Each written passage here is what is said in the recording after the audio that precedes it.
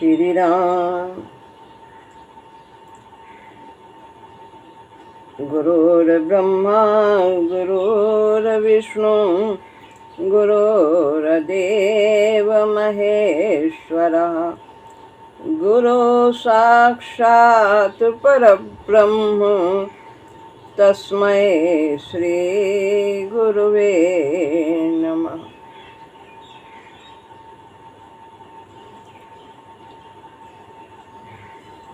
श्रीमद् भगवद गीता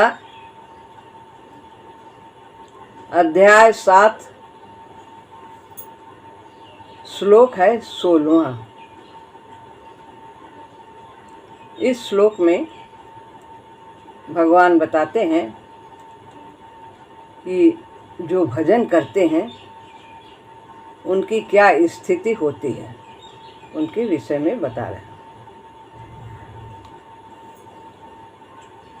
चतुर्विधा भजन्ते मां जना सुकृतिनोऽर्जुन आर्तो जिज्ञासुरर्थार्थी ज्ञानी च भरतर्षभ।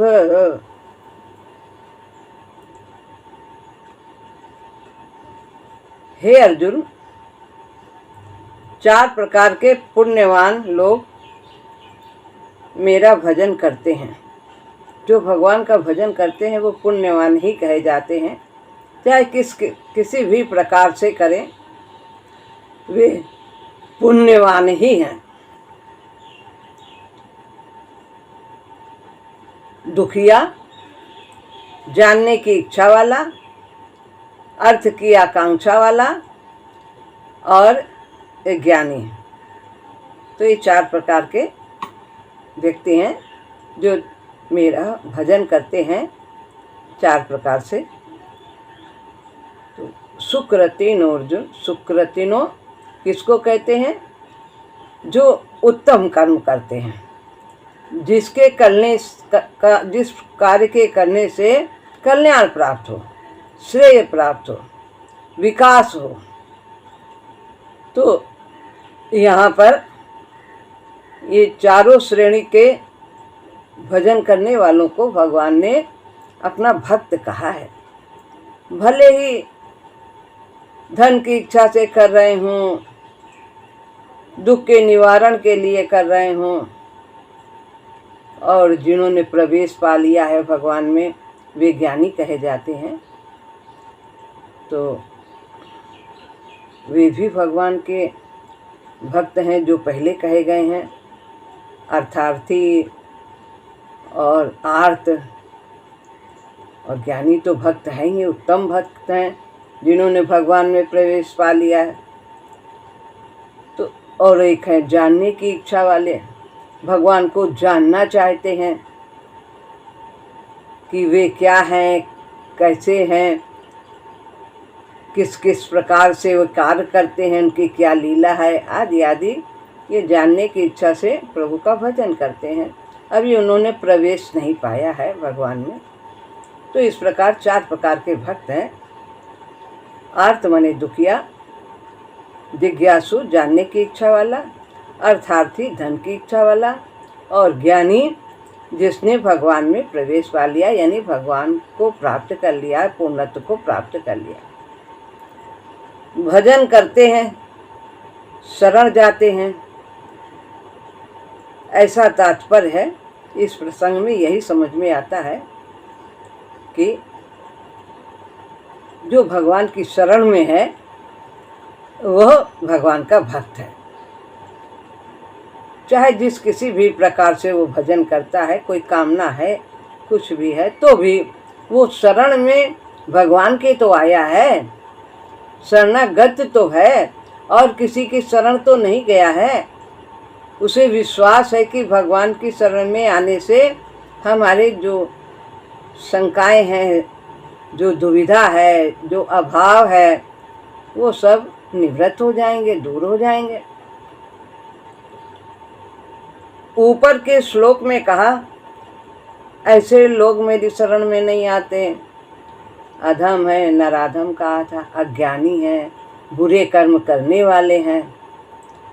लेकिन यहाँ पर बता रहे हैं कि जो सुकृतिनो है, पुण्यवान लोग हैं, वे मेरा भजन करते हैं। और वो किस प्रकार से करते हैं? दुख के निवारण के लिए, धन के लिए, जानने की इच्छा से। और प्रेमी भक्त जिनको भगवान के भजन में ही आनंद आता है, उसी में वे आनंदित रहते हैं। बाहर की तृप्ति से, सांसारिक तृप्ति से वे तृप्त नहीं होते हैं। तो इस प्रकार यहाँ कह रहे हैं कि ऐसे लोग जो मेरी शरण में नहीं पहले वाले में कहा जो मेरी शरण में नहीं आते, उनकी क्या स्थिति होती है। अब यहाँ बताते हैं जो मेरी शरण में आते हैं उनके विषय में बता रहे हैं। केवल मात्र नाम स्मरण से भजन का तात्पर्य पूरा नहीं होता है। शरणागत की भावना और नाम का मार्ग तो एक ही है।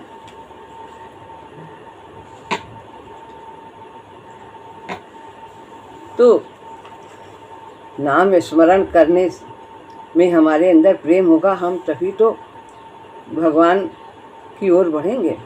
और फिर नाम स्मरण के साथ साथ हमें उन पर विश्वास होना चाहिए कि वे हमारे सुहृद हैं, परम हितैषी हैं, शरणागत हैं, हमें उन्हीं का आश्रय है। तो इस प्रकार की भावना भी होनी चाहिए नाम स्मरण के साथ साथ। नाम जगता जाता है, तो कैसे जगता है? पहले वाणी से उच्चारण करते हैं, फिर मुंह और जीभ ओंठ और जीभ चलाते हैं, फिर मानसिक चलता है, फिर अजपा चलता है। यही नाम का जगना है। तो नाम जगता चला जाता है, अजपा चलने लगता है और बलि होता है, बलि भी होता जाता है, प्रभावशाली होता जाता है। कबीरदास जी ने एक ही बार कहा, नाम लिया और कितने कुष्ठ रोगी ठीक हो गए। और जो उनका बेटा था उसने 3 बार नाम लिया और तब जाके एक मरीज ठीक हुआ। तो ये उसमें प्रभाव का अंतर हो जाता है। जितना हम ज़्यादा जपते हैं, जितने भाव से जपते हैं, उतना ही नाम प्रभावशाली होता है। जैसे शरणागति का भाव बलि होता जाता है, प्रभु संभालते चले जाते हैं। जैसे जैसे शरणागत हम उनके होते जाते हैं, पहले शरणागत होते हैं तो थोड़ी शंका बनी रहती है, हो सकता है सुने ना सुने, काम हो ना हो। लेकिन फिर बाद में जैसे जैसे हम और आगे बढ़ते हैं तो हमें पूरा विश्वास होता है कि प्रभु हमारे जो करेंगे, जो भी हमारे लिए होगा, वो हमारे हित में होगा। यही है, यही बलि भाव। पुण्यवान लोग शरण जाते हैं, सुकृतिनो है, उत्तम कर्म किया है जिन्होंने, कर रहे हैं, वे पुण्यवान कहे जाते हैं। तो उन्हें ही भगवान की शरण जाने की याद रहती है। अन्यथा जो पहले चर्चा हुई उन्हें तो याद भी नहीं आती, हाय हाय करते रहते हैं, राम राम नहीं करते, राम को नहीं पुकारते।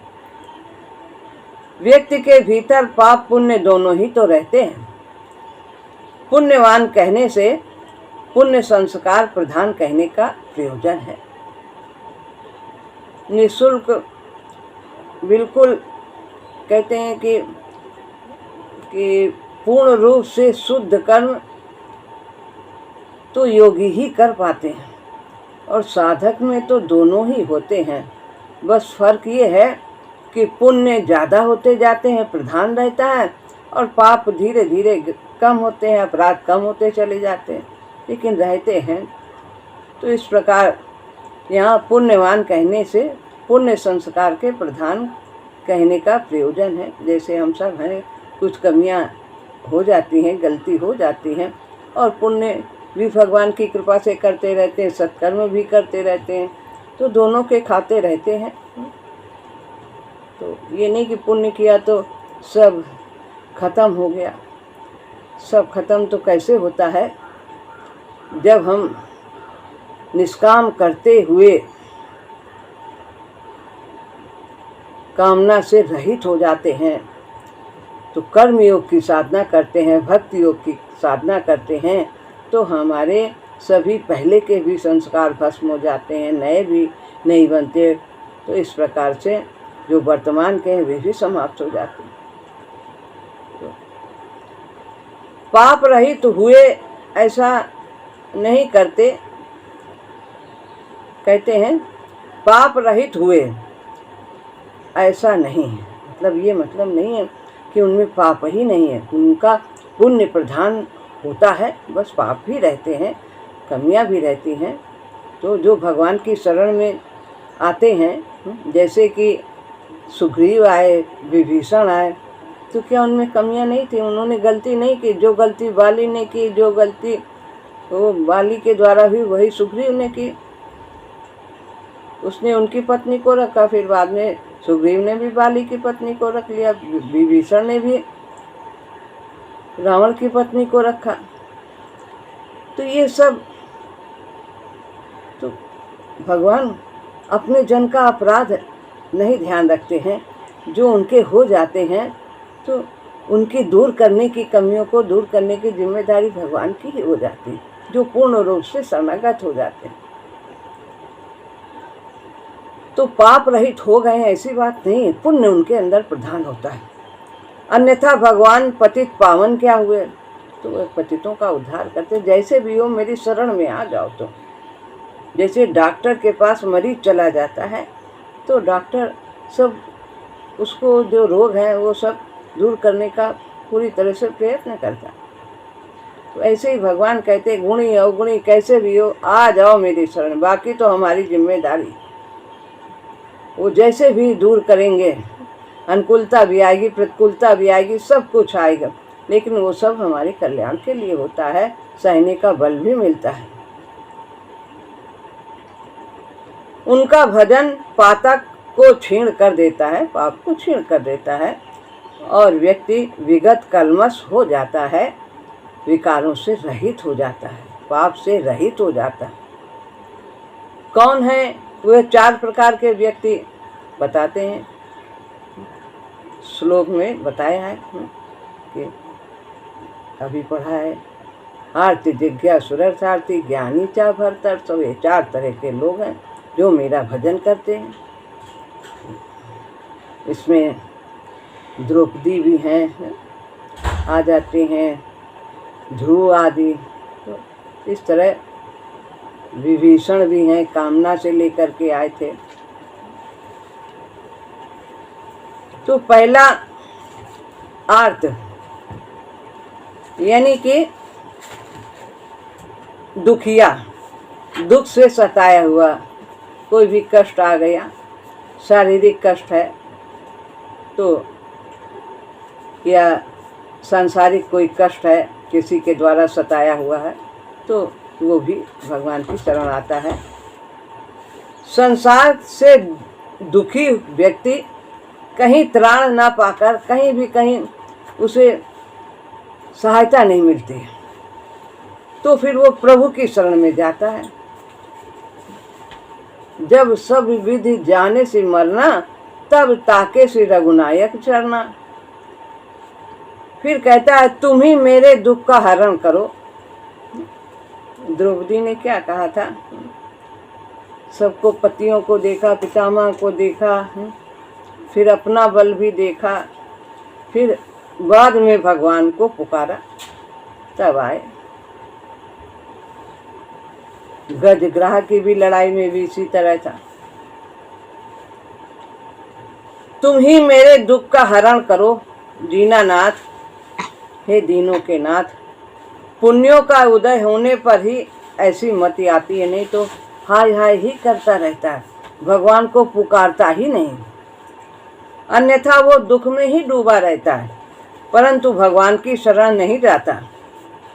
दुख होने पर भगवान की विस्मृति दुर्भाग्य ही तो है।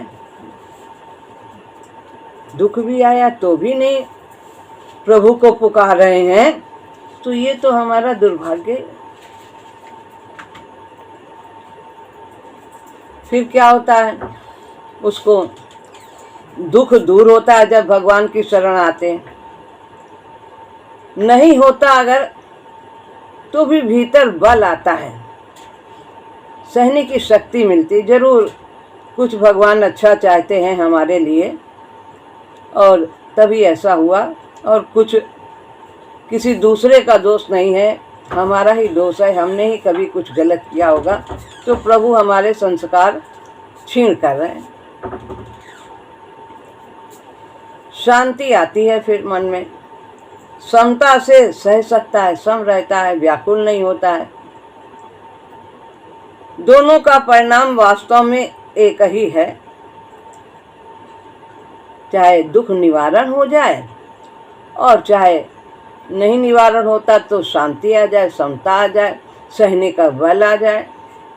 तो शांति के लिए ही तो दुख दूर करना चाहता है, और अगर दुख दूर नहीं हुआ, उसे शांति मिल गई तो भी बात वही है।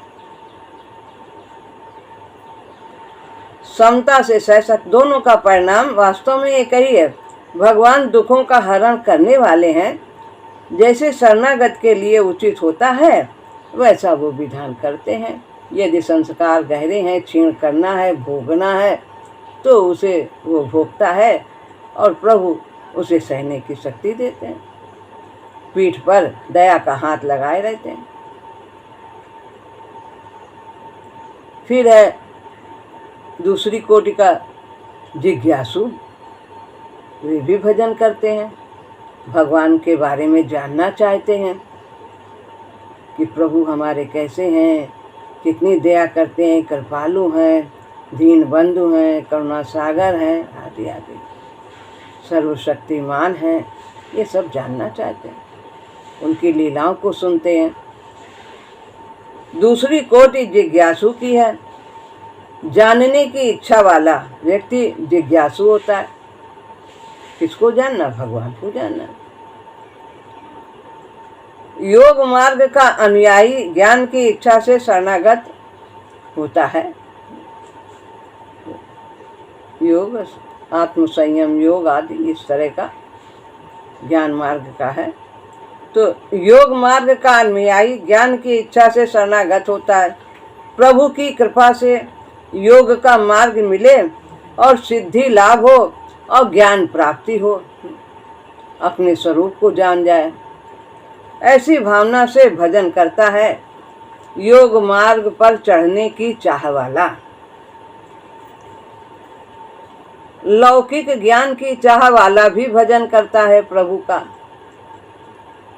तो भगवान को चाहने वाला भी और लौकिक ज्ञान, हमारी तमाम सांसारिक विद्याएं हैं, हम किसी भी विद्या में निपुण होना चाहते हैं तो उसके लिए भी भगवान का भजन करते हैं। हम डॉक्टर बन जाएं, इंजीनियर बन जाएं और कुछ हो जाएं और ज्ञान साइंटिस्ट बन जाए, सब कुछ भी लौकिक ज्ञान ये सब कहे जाते हैं। क्या होता है जिज्ञासु का? भगवान उसकी सहायता करते हैं, ज्ञान प्राप्ति का मार्ग देते हैं, रास्ता बताते हैं। शरणागत के प्रतिपालक हैं वे, जो उनकी शरण में आता है, जो जाकी रही भावना, जैसे जिसकी जो भावना होती है प्रभु से पूर्ति करते हैं। विभीषण ने कहा, अब आप तिलक हमारा क्यों कर रहे हैं? तुम्हें तो आपकी शरण आया हूँ। उर कछु प्रथम वासना रही और प्रभु पद प्रीत सरिस सो बही। पहले तो मैं आया था राज्य के लिए भले ही, लेकिन आपके दर्शन मात्र से हमारे अंदर वो कामना समाप्त हो गई। अब हम आपके सिवाय और कुछ भी नहीं चाहते। लेकिन भगवान तो कुछ भी रहने, पहले आए भले वो कामना से, उसको भी हम पूरा करें। तो शरणागत के प्रतिपालक हैं। तत्काल ही नहीं होती प्राप्ति, समय तो लगता ही है। तो जब दर्जा हमने स्कूल में नाम लिखा लिया तो एकदम से तो एमए में नहीं पहुंच जाते, पूर्ण ज्ञान नहीं हो जाता है, समय लगता है। ऐसे ही निर्मल होने में भी समय लगता है। लेकिन जिम्मेदारी प्रभु की हो जाती है। वे हमसे वही फिर करवाते चले जाते हैं जिससे हमारा विकास हो, हम आसुरी संपदा से उठ करके दैवी संपदा की ओर बढ़े। अब है तीसरी कोटि अर्थार्थी की है।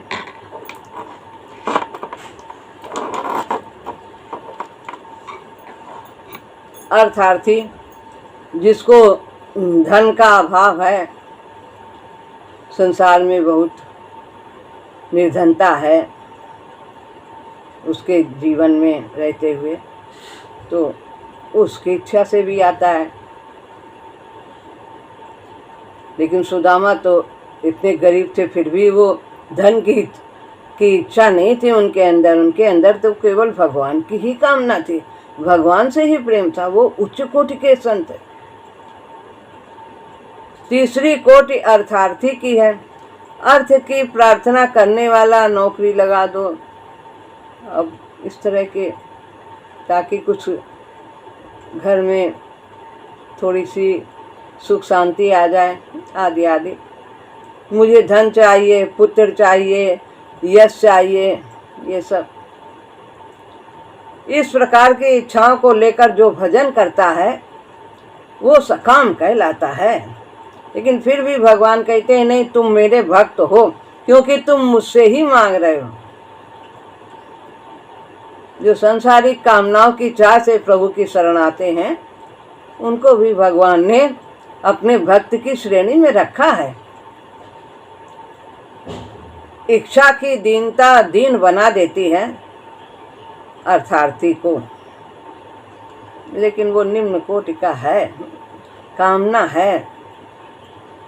तो ज्ञानी तो श्रेष्ठ भक्त है, जो जिसने प्रवेश पा लिया है, जिसकी कोई कामना नहीं है, हमें वहीं तक पहुंचना है।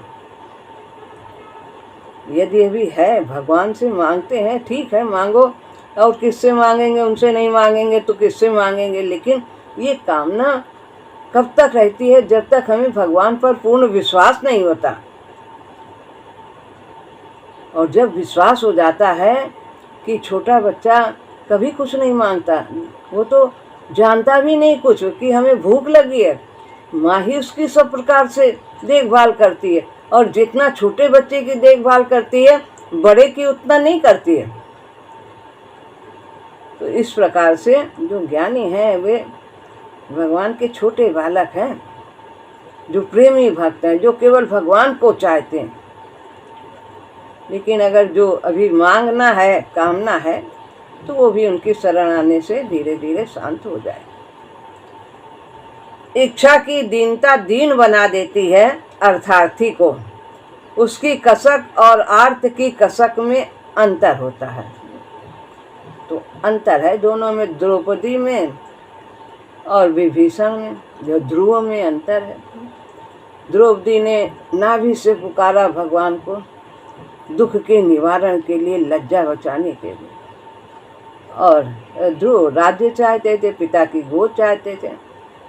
तो जो भाव द्रौपदी में था वो ध्रुव में नहीं था, कामना थी। तो आर्त और अर्थार्थी में थोड़ा अंतर है। आर्त की पुकार ज़्यादा गहरी होती है, जान पे बनाती है। जब आर्त की आह बहुत गहरी होती है और जल्दी सुनी जाती है। कितनी जल्दी आ गए भगवान। दुशासन थक गया खींचते खींचते। क्या मांगने वालों की मांगे पूरी कर देते हैं भगवान? करते भी हैं और नहीं भी करते हैं। जो उचित होता है वो करते हैं। यदि वो मांग हमारे विकास में बाधक है तो नहीं पूरी करेंगे। जैसी भावना होती है अर्थार्थी की और जो कल्याणकर होता है उसके लिए वैसा ही विधान करते हैं। माँ बच्चे की अनुचित मांग को तो पूरा न करेगी। हम स्कूल ना जाए, हमें ना भेजो, और वो और तरह तरह की जिद करे तो क्या वो सब पूरा करेगी? नहीं, जो उसके हित में होगा वही करेगी, जिससे उसे किसी प्रकार की हानि न हो, उसका भविष्य उज्जवल हो।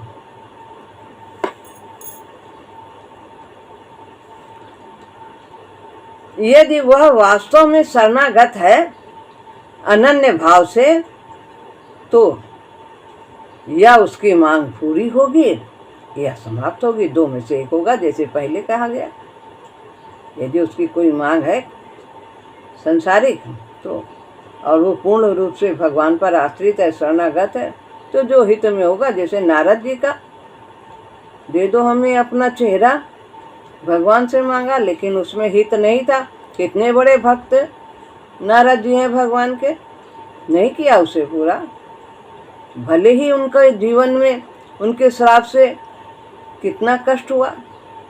नारी विरह तुम हो दुखारी, मम अपकार कीन तुम भारी, और नारी विरह तुम हो दुखारी, क्या क्या कह गए। लेकिन भगवान वही करते हैं जो शरणागत के हित में होता है। यही बात जिज्ञासु के विषय में भी घटित होती है। यदि व्यक्ति केवल मात्र प्रभु को आजमाना चाहता है या अपनी अहम की पुष्टि का साधन बनाना चाहता है, बरतना चाहता है, काम लेना चाहता है, तो दूसरी बात है। हम भगवान को कभी बेवकूफ़ नहीं बना सकते। सब जानते हैं, अंतर्यामी हैं, कि हम उनको आजमा रहे हैं, भगवान को क्या आजमाएंगे।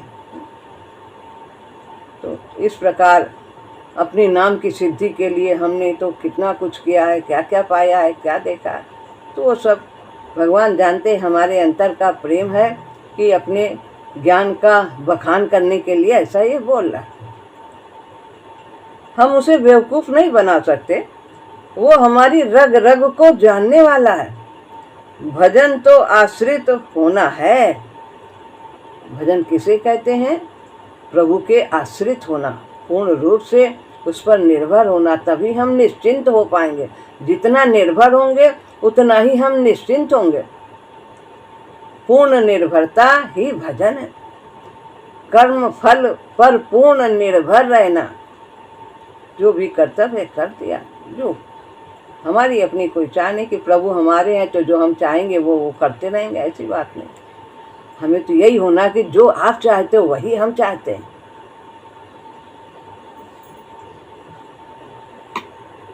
उसका होने की मांग को लेकर ही होता है, उस पर अधिकार की भावना से नहीं। जैसा कि काबे हमारे हैं तो हमारा सब काम करेंगे, जो हम चाहेंगे करेंगे, ऐसा नहीं। तो नम्रता से होता है, विनम्र होना है, प्रभु के सामने प्रणिपात होना है।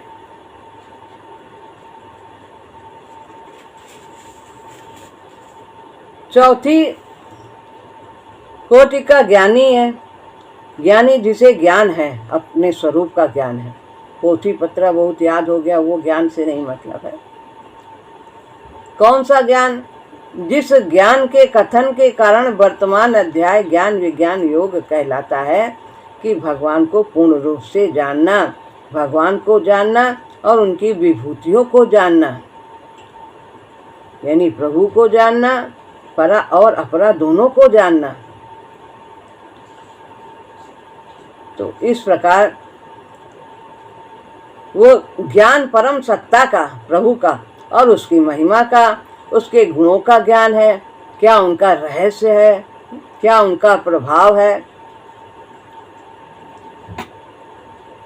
क्या उनकी शक्ति है, सब स्वभाव प्रभाव लीला सब जानना, प्रभु को जानना है।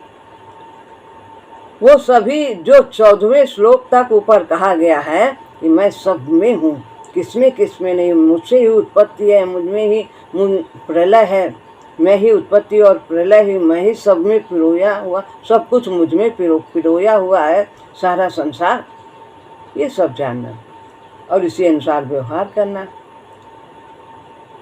पर यह ज्ञान तो संत सिद्धि योगी को, जिसे पराभक्ति प्राप्त हो, उसे होता है। सामान्य व्यक्ति को कैसे होगा? जैसे अर्जुन को हो रहा है भगवान के कथन से,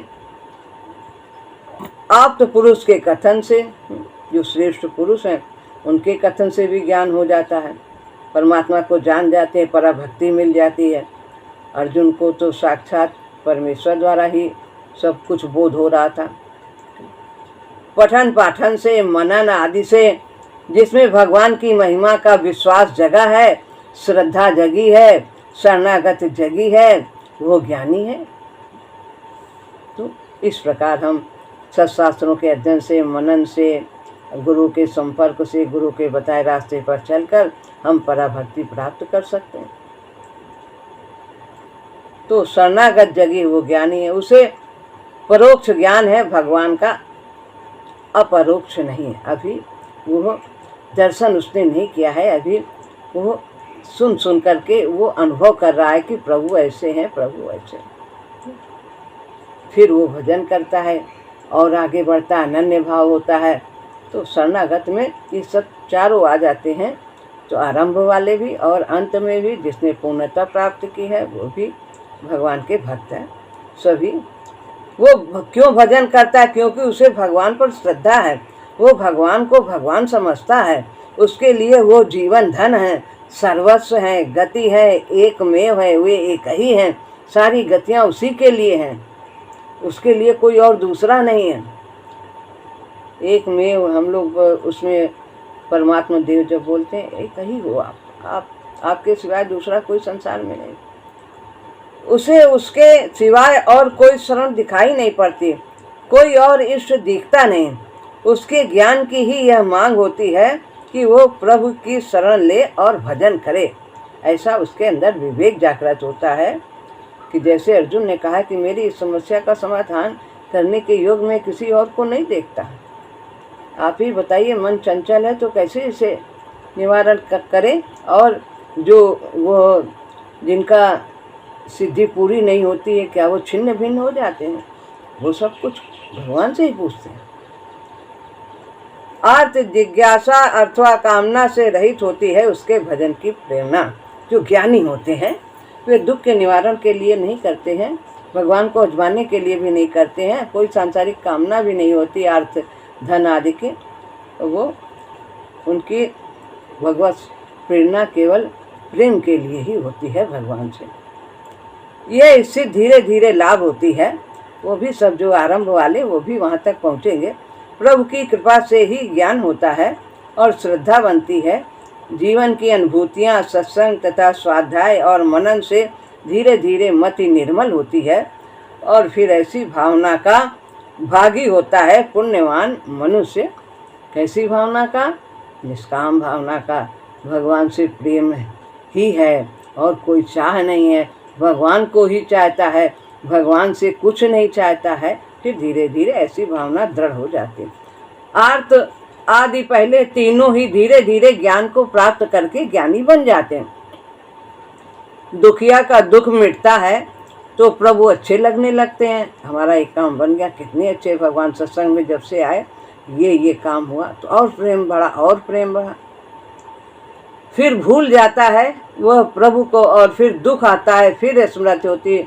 आरंभ में एक आध बार आए गए, काम बना, फिर बैठ गए, फिर आए, फिर गए, यही चलता है। और फिर स्मृति होती है, दुख तो फिर आते ही रहते जीवन में। इस प्रकार करते करते वो प्रभु को ही चाहने लग जाता है। आर्त भाव की निवृत्ति हो जाती है तो दुखी नहीं होता है और न तो धन की इच्छा रह जाती है। जिज्ञासु और अर्थार्थी भी अपनी जिज्ञासा तथा अर्थ कामनाओं को भूल जाते हैं और समय पाकर ज्ञानी बन जाते हैं, भगवान के प्रेमी भक्त बन जाते हैं। ज्ञानी प्रभु विशेष प्यारा, ज्ञानी का तात्पर्य प्रेमी भक्त, जो भगवान को भी जानता है और भगवान से प्रेम भी करता है, प्रेमी भक्त। तो वह भक्ति मार्ग का साधक भी है, संत भी है और वह सब कुछ जानता है, मूर्ख नहीं होता। जिसने भगवान को जान लिया उसने सब कुछ जान लिया। तो रास्ता चलने पर ऐसा परिवर्तन होना स्वाभाविक प्रतीत होता है। तो इसमें यहाँ पर आगे बताएंगे कि ऐसी ज्ञानी भक्त की क्या गति होती है, तो भगवान को वो कितना प्रिय होता है। तो इसमें ज्ञानी भक्त की आगे विशेषता का वर्णन किया है, वो अगले सत्र में हम करेंगे। श्री राम।